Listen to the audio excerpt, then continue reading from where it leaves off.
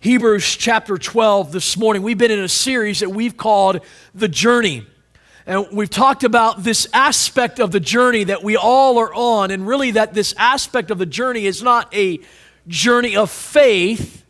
That when we call this journey the journey of faith, we kind of make it personal, but we make it about us.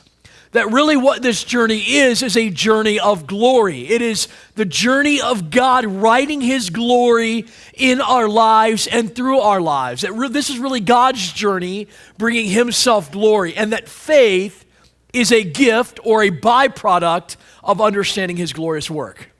That when I grasp the glorious work of God, I then trust the work of the glory of God, and now I follow Him in obedience. And that's really what this journey is. And last week, I so appreciated Aaron Rohr, who leads our young adult ministry, who did a phenomenal job in proclaiming the message of preaching the gospel to ourselves. If you were not here last week, you need to grab that message, download that message. It was a fantastic message because the gospel that saves us is also the gospel that will grow us, and it will be the gospel that delivers us to Christ's likeness. And so we constantly need to be preaching the gospel to ourselves. And this morning, we're going to piggyback off that beautifully. That was not planned. But the idea, as Aaron mentioned last week in John 15, that when we learn to abide, not that we earn, not that we deserve it, not that we obey to abide, that when we abide in who Christ is, obedience overflows. Faithfulness overflows. Faith overflows that. And so that's the gospel message. That's the work of God in our lives. A great message last week. So appreciate that. Was able to listen to it a couple times. And if you haven't heard that, you need to grab that. But sometimes, if we're being honest, that journey of glory can be difficult. It can lead us to hairpin turns, bumps in the road. It can lead us to areas that seem to be more difficult than we ever expected. If you follow Christ in any moment, you realize that the journey is not always easy, that there are unexpected times, there are unchartered waters, there are bumps and curves and the unknown that lie ahead.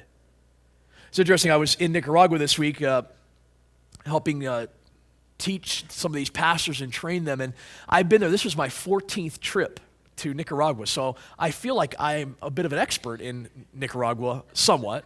Of course, I have the privilege of being able to go with Dave Glaze, who pastors our global ministry, oversees the global ministry aspect of our church, and does a fantastic job in connecting people with missions, which we believe is very important here. And so I've been able to go with him. He's been on every trip I've been on, and we go together, and he kind of leads the way, and it's great. I get in there. He knows the country. He lived there. And I pretty much feel like I've experienced almost everything. Now, I haven't been everywhere, but I've experienced a lot of Nicaragua. I can speak and give you the history and tell you all about it that I've learned from him. But we were there this past week, and we're doing the Bible Institute, and they feed us while we're there. And it's a great meal. Usually, there's beans and rice, which is a staple in every meal, as well as tortillas, and then there's chicken and other things. And so here we are on Tuesday. They had this birthday party. It was my birthday, and it was awesome. I mean, we had a mariachi band. A couple of the guys in the Bible study they play on a mariachi band. They had a mariachi band come in. We had this huge cake that had like 2 pounds of toothpaste icing on it. That's what it tasted like. But anyway, it was like this thick icing, and they had a piñata. I don't know about you. I'm a kid at heart. When I saw the piñata, I was like, yes, a piñata, this is awesome. And so they got me out on this big tree, and everybody's standing around, and basically they put a blindfold on you, they're spinning you around, the mariachi band plays, and everybody yells the Spanish words at you to hit the piñata. Now, I have no clue what they were saying, so I was just swinging around and being hilarious. It's a hilarious video that was taken of that. I'm not going to show you, because I have some authority on that, because it's on my phone. I would not show you that video, but nonetheless, it was hilarious. They were having a great time with it. Right after that, we had lunch, and what I usually do is with the rice is kind of bland. I'm not a big rice eater, but I love their rice, and so I usually put a little chili sauce. They have this red bottle chili sauce. You can buy it in the stores here, but it's all natural sauce. It's really good, and I pour it on the rice. Well, while I was getting ready to do that, and I do this all the time. Whenever I'm there, I pour this chili sauce on the rice. I like spice. I like a little bit I like it hot. I like enough to kind of make your mouth want to be thirsty, but not enough to burn your mouth off. And well, somebody brought in this jar, and this jar had these little tiny peppers in it. Now, I've eaten some hot foods in Nicaragua as well. I've eaten some exotic foods there. I'm an adventurous guy. I like to try things. So they bring out this jar, and it's obviously homemade. And it's got all this different stuff in there. And they bring it out, and I'm like, oh, I want to try some of that stuff. And Dave says to me, hey, I want to warn you, this stuff is pretty hot. And I watch him put it on his plate. Now, Dave, who has led me on 14 trips to Nicaragua, has told me before that it's hot, things are hot. And then I taste them and they're really not that hot. So when I heard Dave said that, I'm like, all right, Dave, you're, kind of a wimp when it comes to this stuff. So I'm just going to, I'll eat it, don't worry. And I know you're a missionary and stuff, and I know he's sitting back here, and that's okay. That's what I thought, I'm being honest with you. I told him this story. He knows the story. Well, then our translator, his name's Abid. He's been with us, I think, for a year, going with us. He's done a great job. He looks and says, hey, that stuff's pretty hot, as he pours it on his plate. And I'm like, there's a little bit of competition now. If Dave's got it on his plate and the translator has it on his plate, it's going on my plate, because now the competitive heart in me is saying it's good for them, it's good for me. So I take the peppers, I pour them on my rice, and the first forkful I get, I have 2 peppers, I'm talking about miniature peppers, little things. And I take them and put them in my mouth with the rice, and I chomp on those 2 peppers at the same time. Now, at first, my first reaction was, this ain't bad. Not hot, you babies. 30 seconds later, I could not feel my mouth. It was as if fire was coming out with every breath. My entire face was melting in redness. I could not feel a thing. In fact, I found out that they're called hey me peppers. What? And the reason is because you go, hey me, like that when you eat them. They're horrible. They're just hot. And I'm just burning up, and they're laughing at me, and the words they said to me is this: we told you so. We told you they were hot. In fact, a Nicaraguan pastor walks out with his plate, takes the jar, and I'm thinking, all right, he's going to put it on. I'm sitting here dying, and he takes a little bit of juice and pours it on a spoon and pours it over his rice, and he walks away and he says, that's hot. There is an important factor in the journey to listen to the person who's leading the way. I learned something valuable in Nicaragua. I will not question Dave's leadership again with something that is hot. I'll especially listen to my translator, who is Nicaraguan, when he says it's hot. In the same way in the journey, here's the point. We're going through life, and God, who initiated the journey of glory in us, who built our faith, who founded our faith, who is going to perfect our faith, as we're going to see this morning, the question that we have to ask in this journey is, do we trust him? Do we trust him enough to follow him? That's the question that my family is asking in the midst of transition. That is the question that you as a church have to ask in the midst of transition. It is a question that each of us have to ask in the midst of our private, personal lives. Do we trust the one who is in charge?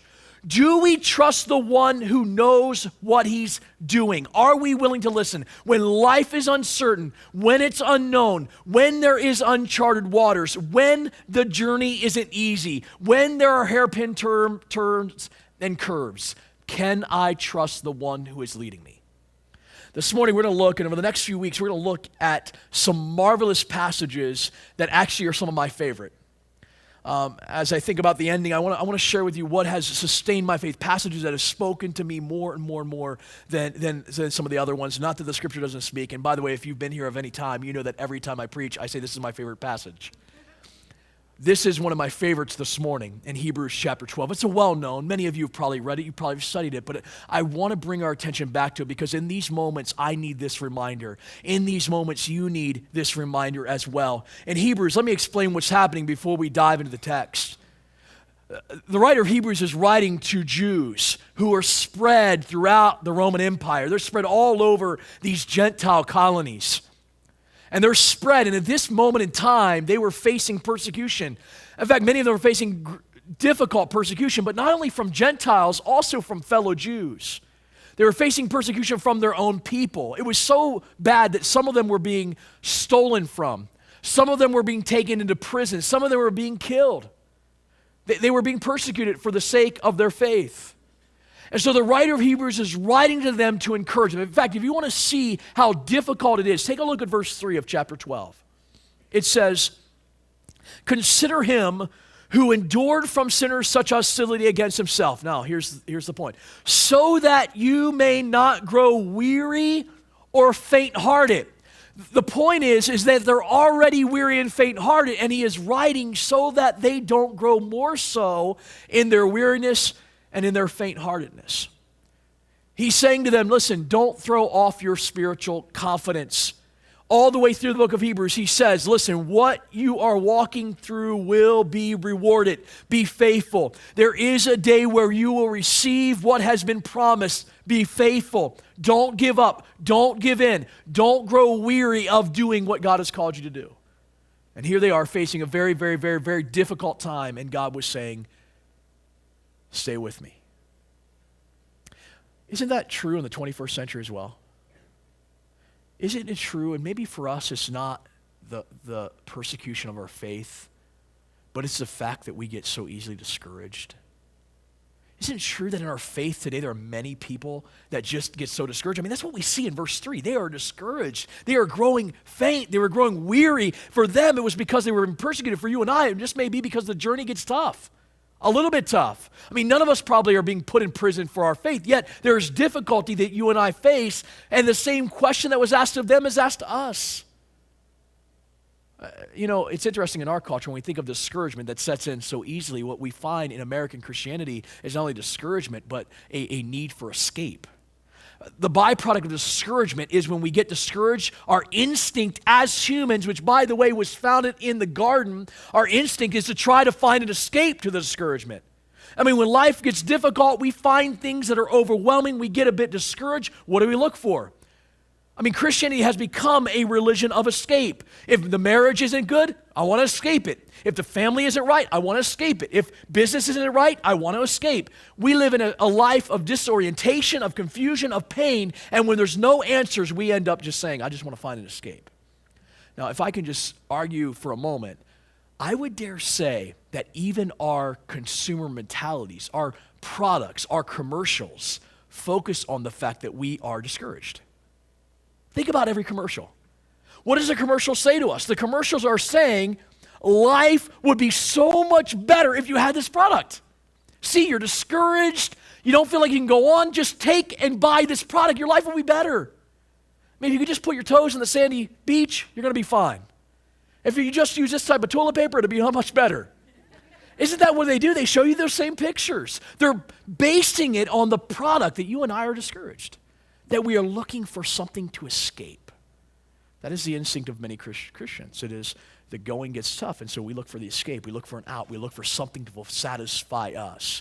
And what ends up happening when discouragement sets in is we end up getting distracted. We get our eyes off of the purpose, off of our calling, off of the intended direction of glory. Very quickly it happens. From discouragement, we begin to be disillusioned. We then begin to become distracted. And when we become distracted away from what God wants to do in our lives, destruction will set in. The path is specific. It happens. It happens to people all the time. Eventually sin takes over and we are so far off track, we don't know how to get back. And we find ourselves not satisfied, but empty. We don't, instead of escaping, we find emptiness. And what ends up happening is we get so worn out, we think we deserve a break. I deserve a break. I deserve a break. And when we actually take a break, spiritually speaking, we spend more energy trying to escape that we lose the energy to endure. And that's the problem with many Christians. We have spent more energy trying to escape instead of using the energy to endure what God has called us to endure. And this is not only a 21st century problem, it was the first century problem under persecution. They were discouraged, they were weak, and they wanted to escape. And the writer says, don't stay the course. Now, the question that we have to ask in the midst of this is, how do we do that? How do I stay the course? How do I live in that way? Well, he gives us the answer here. Take a look at verse 1. It says, therefore, and we know here that whenever we see the word therefore, we ask, what is it? Therefore. We're going to come back to that. We're going to look at what it's there for in a moment. Therefore, since we are surrounded by so great a cloud of witnesses, let us also lay aside every weight and sin which clings so closely to us. And let us run with endurance the race that is set before us, looking to Jesus, the founder and perfecter of our faith, who for the joy that was set before him endured the cross, despised the shame, and is seated at the right hand of the throne of God. Consider him who endured from sinners such hostility against himself, so that you may not grow weary or faint-hearted. In your struggle against sin, you have not yet resisted to the point of shedding blood. So he begins and he says here, since we're surrounded by so great a cloud of witnesses, let us run the race. Now, what's interesting about these first two verses, if you're here this morning and you are an English teacher or you know English well, you would say, that's a run-on sentence. The first two verses are one sentence in the Greek, and it just goes on and on and on, and you're like, wait a minute here, you got to eventually put a period somewhere. We have some English teachers in our church, and they would read this and go like, ooh, why would he write it that way? Clearly God allowed him to write it based upon his personality, because that's not proper grammar to continue a sentence like that. What's interesting in these verses, this is interesting, there is only one verb. In this entire 2 verses, 3 verses, there's one verb describing the rest. All these other statements, surrounded by a great cloud of witnesses, laying aside the weight and sin that so easily entangles us, looking to Jesus, the author and finisher of our faith, they're all actually called participles. And what participles do, they're there to enhance the verb. They're adverbial participles that are there to enhance the verb. Now, some of you just went, great, Dave, we just went English class on us. My point is, you don't have to remember all that. There's no tests or quizzes. The bigger quiz is life. The point is, these are all meant to support the main verb. What is the main verb? The main verb in this text is, let us run the race with endurance. That's the action that he's calling us to. We're all in a race, now run. Now this is modeled throughout the scripture. One of the most well-known pictures we get in the Bible, in the New Testament especially, of what we're journeying in is a race. We're in a race, but not just any other race. In fact, this race is specific. Literally in the Greek it says, run your race with endurance. All of us are on a race to glory, but the race for each of us is individual and looks very different. And we're going to see this throughout the text. Each of us are running a different race. For me and my family, we're running a different race. For you, you're running a different race. Each of us individually are running our race. The race is the same, and what we ought to do is the same, but the race looks very different for each of us. Now, this is eye-opening, because the writer of Hebrews gives us some insight into what this race is like. In fact, the word race here in Greek is the word agon.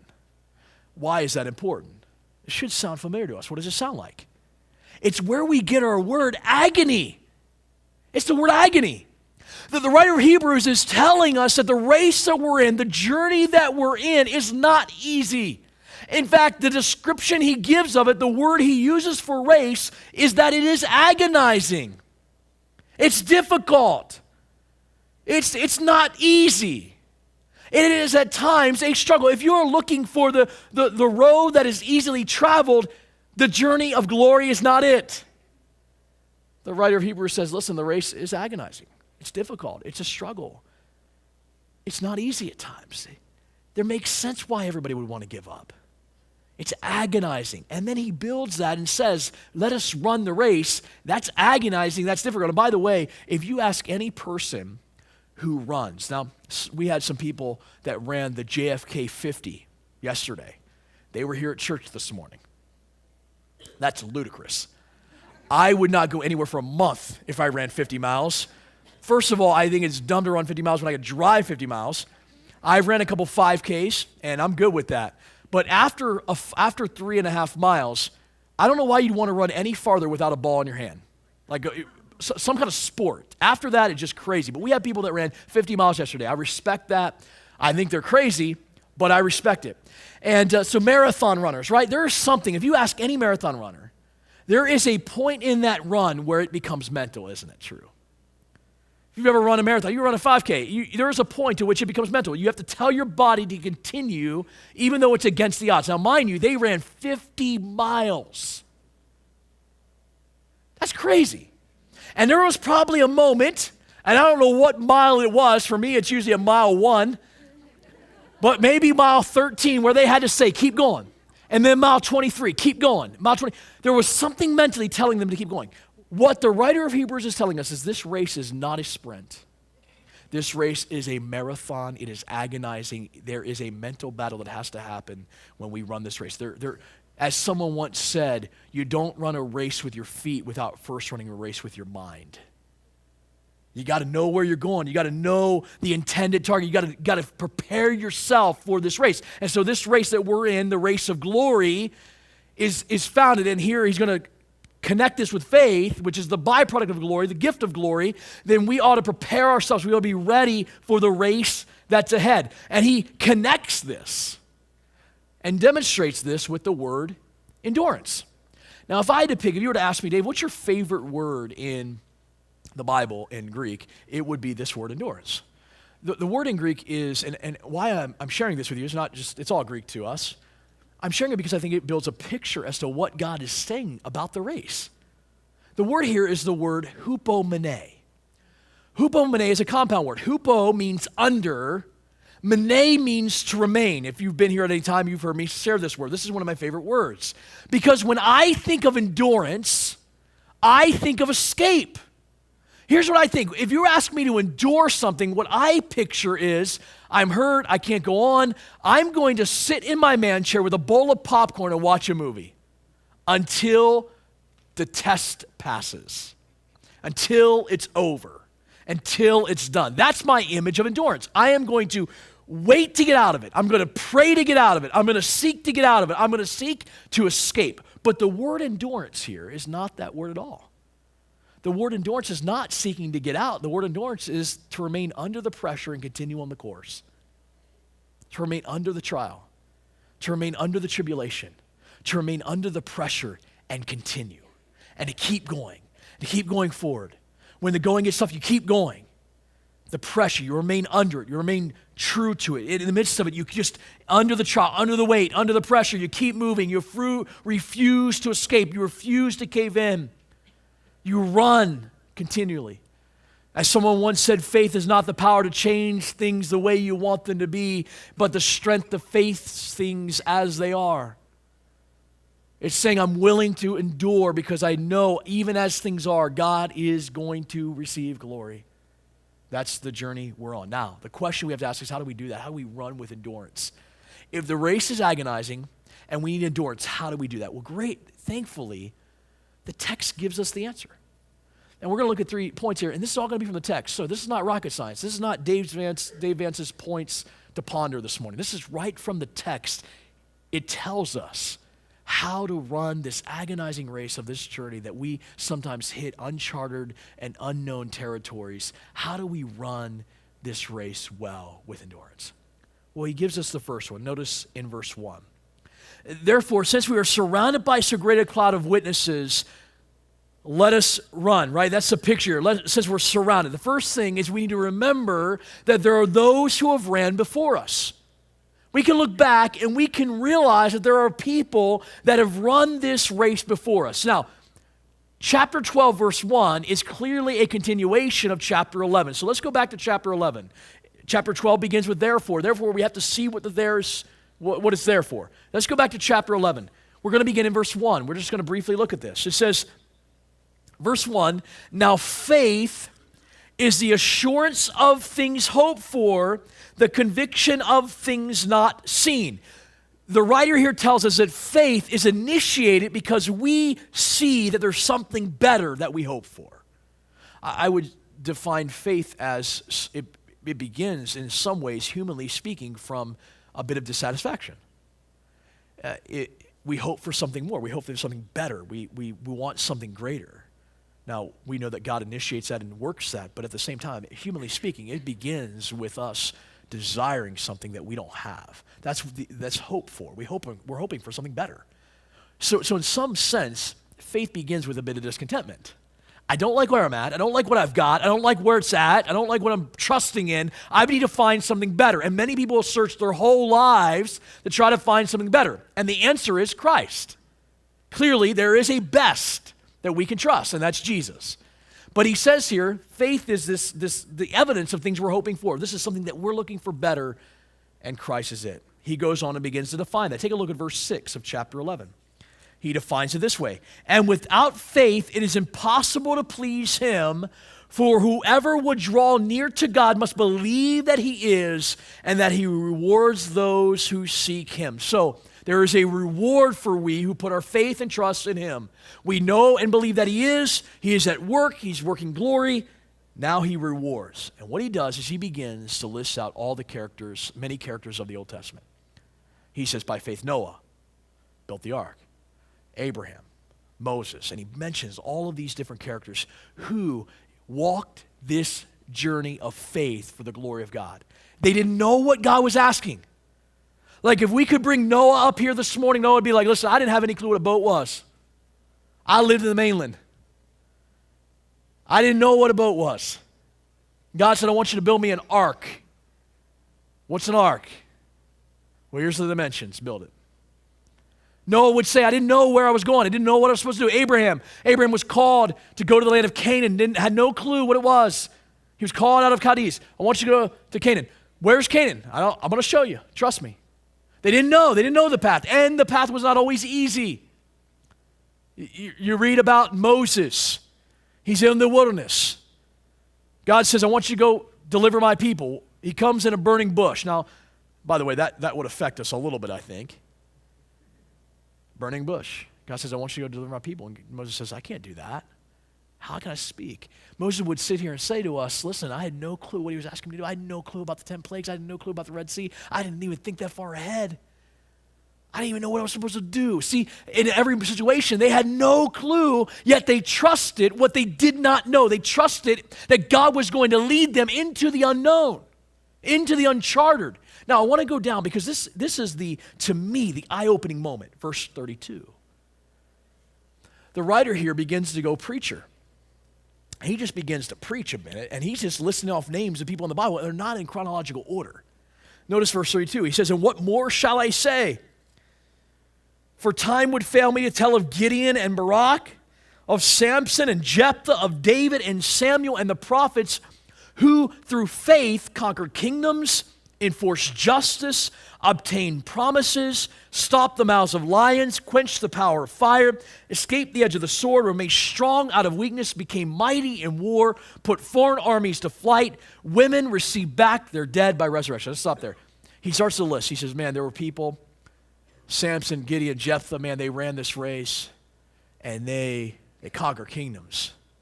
They chased armies away. And by the way, I think the ultimate one here, and if you're a mother, you would agree, is to have your dead received a life again. You take your dead child back before you take a kingdom, right? That's the ultimate one. I mean, there are people that this is what happened. But right in the middle of this verse, it just continues. It doesn't end. It just, right in verse 35, it just goes on as if we're supposed to understand this is the way the journey happens. Notice at the middle of verse 35, and the dead received, the women received their dead by resurrection. Some, just in the middle of the verse, some were tortured. By the way, the word torture there is the word timpanazo, which is where we get our word timpani. You know the timpani drum? The reason is because that drum makes such a bellowing sound that it's stretched more than any others, and it's beaten harder than the others. So the word torture is actually where we get the word timpani. The drum, bum, bum, bum, that's the timpani. Because people, in case you didn't know what it made, the people were stretched and beaten. They were tortured, refusing to accept release so that they might rise again to a better life. Others suffered mocking and flogging and chains and imprisonment. They were stoned. They were sawn in two. They were killed with the sword. They went about in skins of sheep and goats, destitute, afflicted, mistreated, of whom the world was not worthy, wandering about in deserts and mountains and dens and caves of the earth. And all of these, though commended through their faith, did not receive what was promised, since God had provided something better for us, that apart from us, they should not be made perfect. He says, listen, in this random sample of faithfulness, yes, all of these people were flawed. All of these people had issues. Yet, They trusted in what they didn't understand. They trusted in the work of God in the midst of their lives, and we ought to consider them. In fact, James says it this way. James 5 says, we consider blessed those who have persevered. Now let's consider this for a moment. Let's consider this. If we were to have a sign up in the lobby after the service, who would like to follow the path of verse 32 through the middle of verse 35? Conquering kingdoms, building castles, chasing away armies. Who wants that path? I'll take it. And then how many want to be sawn in two, persecuted, timpani beaten? Anybody want that? Anybody want to be flogged and stoned? And like, no one's signing up that list, are they? No one's getting out there and be like, sign me up. I want to be stoned today. I'm not talking about stone like, I'm talking about literally stone. No one would sign up. No, follow. Yet the writer of Hebrews says every single one of them ran in a race that was their personal race that God knew beforehand that none of them probably wanted, but all of them were called to. And some conquered kingdoms and some were sawn in two. Some built and chased away armies. Others were flogged. Some were having children come back to life. Others were being beaten. Now, which one are you going to be in? We don't know. They didn't know the path. They didn't know the journey. They were called to faithfulness, and the difference in each of them was nothing. The one is not commended more than the other. The conquering kingdoms is not commended more than the sawn in two. In fact, the scripture says to us, they were both commended for their faith. Folks, there are some of us in here this morning, we're going to conquer kingdoms, and yet there's others of us who are going to die of cancer.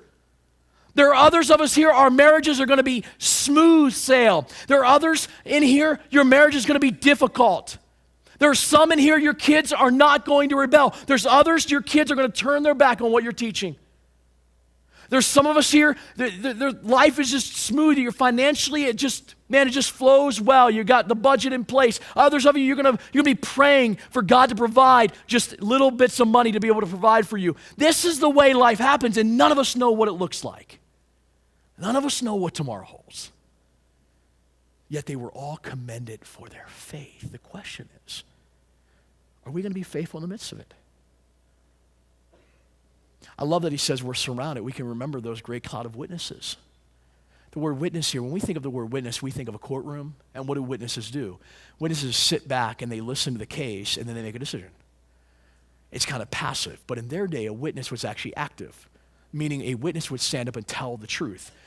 We could, if we could this morning bring in Noah and Abraham and David and Jephthah and Moses, and they could come in, they could testify to each of us that this journey is worth it.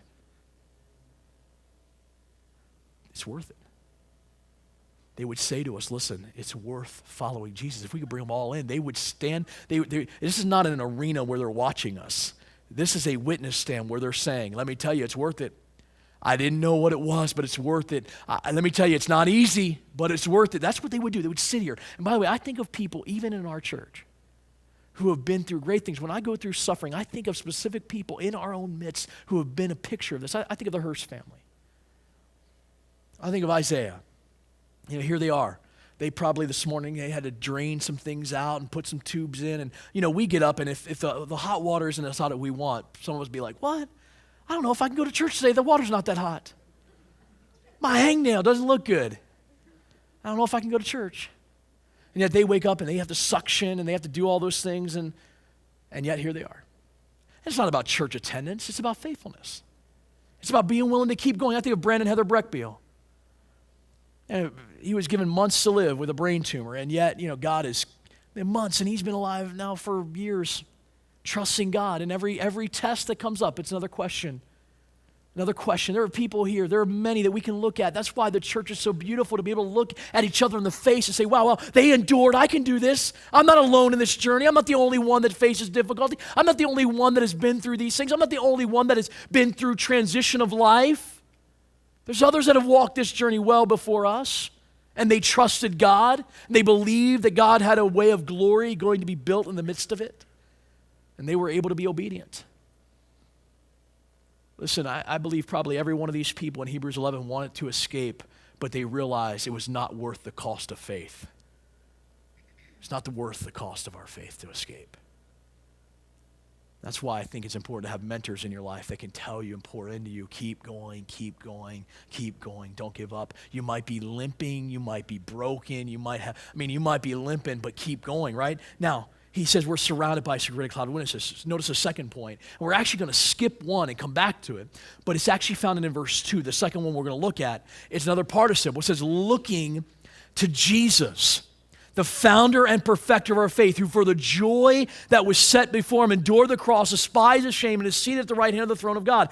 Consider him. Now, this is very interesting to me because he uses two words to give us action participles as to what we do with Jesus.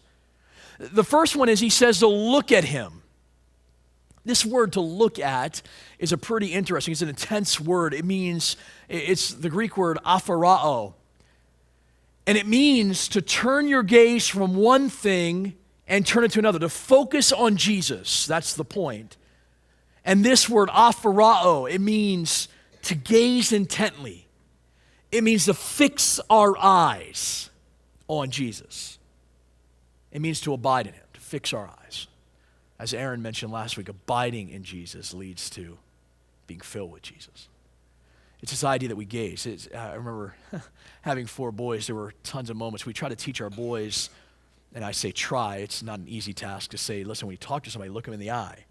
And I remember when they were smaller, and they don't always do that, but we try to teach them, hey, you look people in the eye when you talk to them. Look at them. Be conscientious of where they are. And I remember when they were little, we would sit there and be like, look at me, look. And it's their kids, so they're going, no, look right here. No, look, stop. Look in the eyes.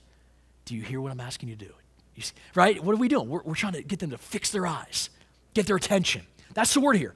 Fix our eyes on Jesus. So I am turning from what I am staring at or where my attention is, and I'm saying, Christ, my eyes are on you. I'm fixing my eyes on the intended target, which, by the way, isn't that our reward? We looked at this 2 weeks ago. Our reward is that we're going to become like Christ. So if that's the journey I'm on as a Christian, then I certainly ought to be looking at the one I'm becoming. So my eyes are on Jesus. But then he says, verse 3, consider him. Now this is a package deal here.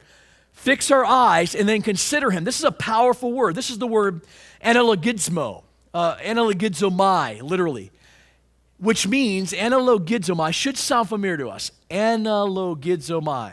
It's where we get our word analyze. To analyze. Analogizomai. It literally means to fill your mind with something. You analyze it, so you're filling it. When you analyze something, what are you doing? You're constantly thinking about it. And so the idea is I gaze upon Jesus, and then I fill my mind with him. I begin to study, and I know him, and I know what Jesus is doing. I know who he is. I know what he's done. Because here's what happens. The more I gaze and the more I fill my mind with Jesus, the more I trust him in leading me in the journey. I know what he's doing. I know where he's taking me. And then the writer of Hebrews gives us why we should be filling our mind with Christ. Because he is a model of this. He is the model of this life. By the way, I love the input or the picture of those two words. Fix our eyes. When we look at Jesus, we're inspired, aren't we? But not only fix our eyes, fill our mind. He's not only our inspiration, he's our empowerment. He's not only the thing that inspires us as we look at him, he is the one who, if we consider, he will give us the power to endure. He is the one who does this work. Take a look at the description. Look at why we should gaze our eyes upon him. Look at verse 2. Looking to Jesus, the founder and perfecter of our faith. He is the model of faith. He initiated our faith. He is the trailblazer of our faith. He will complete our faith. He will end it. The word teleos here. He is the one that will end our faith. He will complete the faith. He will finish the work that he has started in us. We can trust in that fact. He is the model of faith. He is the one who does it. He is the completer. Notice the example he is of endurance. You want to talk about endurance? Here's Jesus, who for the joy that was set before him endured the cross, despising the shame. Jesus didn't like the shame that he received on the cross when he took sin upon himself. He despised the shame, and yet he considered it joy to endure the cross. You know why? Because endurance is a byproduct of joy. We don't have time to get into that this morning, but if you want to know why many of us don't endure, it's because we don't see the joy that comes from following Jesus. Jesus himself understood the glory yet to be finished by his work on the cross, and so he endured it because he had joy. It wasn't like Jesus was sitting there. Let's make sure we don't have this image that he was sitting there going, can you flog me one more time? Can you put the nail a little deeper? That spear was pretty solid, but can you go a little sharper up in there? I want you to get my organs. He wasn't up there saying, I want to be. He despised the shame. That's the word, that he despised what he received. Yet he did it for joy. Why? Because he realized there was a moment coming where glory was going to be revealed. I like to think that what was on Jesus' mind is the work of him in my life right now. Possibly he even thought about every person that would be transformed by his work on the cross. But especially the fact that he was about ready to sit at the right hand of the Father in glory. He knew it. And isn't that the same for us? It's the same. We know glory is going to be revealed one day, so we can endure, we can consider it joy when we fall into various trials. Knowing that it produces endurance, James 1 says, which leads to glory. Glory. Lastly, notice he is the model of final victory. End of verse 2. And is seated at the right hand of the throne of God. And Jesus could have escaped, and he didn't escape. And yet we die trying to escape. We die trying to figure out how to get out of it. No. Jesus, who could have escaped, doesn't, because he knew the glory yet to be fulfilled, yet to be seen, yet to be known. In fact, there was an old author, John Bradford. He wrote in the 1500s, but he was actually burned at the stake. And these are the words that are penned by him right before he went. And someone took his diary, and we can now read his words. John Bradford wrote this right before being burned at the stake. He said this about Hebrews 12. He said, I am assured that though I want here, I have riches there. Though I hunger here, I shall have fullness there. Though I faint here, I shall be refreshed there. And though I be counted here as a dead man, I shall there live in perpetual glory. See, he understood the work of God. He understood that there was a glory yet to be revealed. Lastly, the last thing we'll look at is in verse 1. We're going to go backwards here. The reason why we don't set our mind on Jesus, the reason why we don't look and consider him, is a lot of times because we have things in the way. And he says, therefore, since we are surrounded by so great a cloud of witnesses, let us also lay aside every weight and sin which clings so closely to us. Thirdly, we need to get rid of the distractions. We need to, if we want to endure in the race, this agonizing, difficult race, we need to remember those who have ran before us. We need to look to Jesus. We need to focus on Christ. And thirdly, we need to get rid of the distractions. So what does that look like? He uses two different descriptions here. First of all, he says, lay aside every weight. And then secondly, he says, lay aside sin. Both of these are singular, meaning there could be anything in here. You can fulfill the blanks. But here's the image. If you're a runner and you're running in a race, you don't run with a parachute. That's ridiculous. In fact, if you're a swimmer, professional swimmers shave their entire bodies. Why? Because a race is determined by milliseconds. And one hair that's in place where water can drag against it can cause you to miss a millisecond of time. And so they shave their entire bodies if you're a professional swimmer. Michael Phelps and those folks, I mean, he's not much of a swimmer anymore. He's more in jail, but nonetheless, those type of people, they shave. Why? Because they realize drag is not a good thing. And so the writer of Hebrews says, listen, lay aside the weight. Now, this is not referencing sin here. But there could be things that are slowing us down that aren't necessarily sinful. They maybe even be good, but they're not the most important things. I say this to myself all the time, Dave, don't be so overwhelmed with the good things that you miss the important things. And I think many of us get overwhelmed in the good things that we miss what is important when it comes to the Lord. So what is that? What is that for us? What is it that is slowing us down? It could be a financial situation that you need to work through it. You need to get past that. Maybe it's a struggle with a relationship that you need to mend. And it's not a sinful thing, but it's there. It's a weight. Maybe it can be an innumerable amount of things. You know it. You probably already have it come to your mind. It's not a sin, but it's a weight that so easily is slowing us down that we need to set aside. We need to lay it off. The word, by the way, here is to take it off, like clothing. You don't run with a fur coat on. What's your fur coat? Take it off. Take it off. Get rid of it. Secondly, he says, and lay aside every sin that so easily entangles us. This is a pretty interesting word here. This word to entangle, it literally means to skillfully encompass. This is the enemy's attempt to skillfully encompass our lives. It's the picture of catching your feet. The image that your shoelaces are tied together and you can't run. That as you're running, you got the weight off, but there's now sin. And as you're running, you're tripping over the sidewalk. That's the image here that he gives. What is it for us? What is the sin that is slowing us down? What is the sin that's entangling us, that's tying our shoelaces together so we can't run? What is it that's grabbing our ankles and tackling us? Folks, can I say something I've learned in my own life? Satan is not up to any new tricks. The same thing he did in the garden, he does now. Eat this fruit, you'll be like God, your eyes will be open. You'll be satisfied. Do this, you'll be satisfied. Do this, you won't be empty anymore. Do this, you'll be fulfilled. And it never works that way. In fact, all it does is lead to emptiness. The escape leads to emptiness and always comes back around. It's the same tricks. And so I found in my own life that the things I struggle with are going to continue to come up. Why? Because Satan knows exactly what to do, exactly where to go, exactly what to bring up. It's the same old hat. And so this morning, I don't even need to say to you what that sin is. You know it. You know exactly in your mind what that sin would be that is entangling your feet, that easily has entangled your feet before. I can dare say if it's done it before, it'll do it again. And he says, listen, can you set it aside? Can you jump over it? Can you not let it entangle you, to slow you down in this race of glory? Can you get rid of it? In fact, the word here is to resist it. To resist it, to go against it, to run, to put it to death, to cut it down, whatever it is. By the way, every sin is basically a sin of unbelief, is it not? That we don't believe following God is best, so we get tripped up. When I read this, I'm reminded that the promises of God for the future, this is all about our future race, the race that is happening toward the future. The promises of God for the future are more reliable to me than any experience of the present. That's why sin happens, is we think, I need something present to satisfy me.